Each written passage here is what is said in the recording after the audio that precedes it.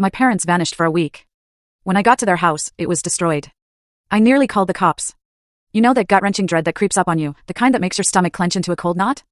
Imagine driving 7 hours with that feeling, because your parents haven't answered a single call for a week. You pull up to their house, and the front door isn't just unlocked, it's wide open, like a silent scream. The moment you step inside, you know, deep in your bones, that something is terribly, sickeningly wrong. Every single thing is destroyed, shattered, ripped apart, like a hurricane tore through their lives. But that wasn't the worst part.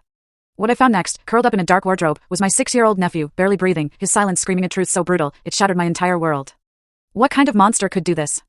Let me tell you a bit about myself, and about where this nightmare truly began.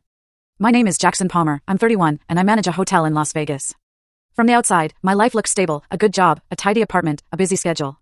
But if you ask me about my family, about the memories of Reno where I grew up, you'll hear a different story. One filled with cracks, lingering pain, and a love that I've always struggled to express.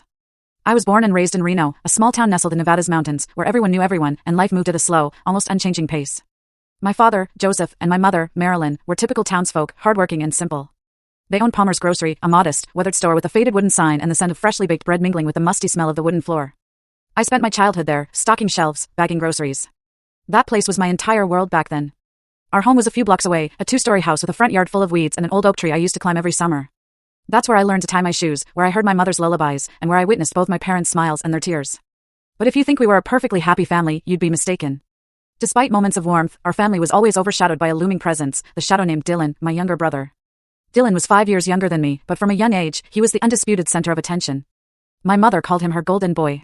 With his curly hair and sparkling eyes, Dylan had a smile that could melt anyone, and my parents, especially my mother, simply couldn't resist him. They spoiled him rotten, giving him whatever he wanted, new toys, nice clothes, or instant forgiveness for his mistakes. Meanwhile, as the older son, I was expected to be mature, responsible, and practically invisible. Dylan was allowed to live carefree, as if his missteps were just harmless pranks. I don't blame my parents. I know they loved both of us, just in different ways. But I remember evenings at the store when I stayed behind to clean up, while Dylan was taken out for ice cream by Mom. Or the times I got scolded for breaking a glass, while Dylan could spill an entire tray of pastries and only get a pat on the head. Those small things, piling up over the years, made Dylan and me grow up like parallel lines. We lived under the same roof, but we never truly connected. When I was 18, I left Reno for college in Las Vegas. For the first time, I felt like I could breathe, like I could finally live for myself. I studied business administration, landed a good job at a hotel, and slowly built a new life. But every time I returned to Reno, a familiar heaviness settled in the air. Dylan, now a teenager, was changing. The angelic smile from his childhood was now tinged with defiance and recklessness. He started skipping school, hanging out with a bad crowd. And then, like an inevitable storm, he fell into and then watched the full story link is attached below.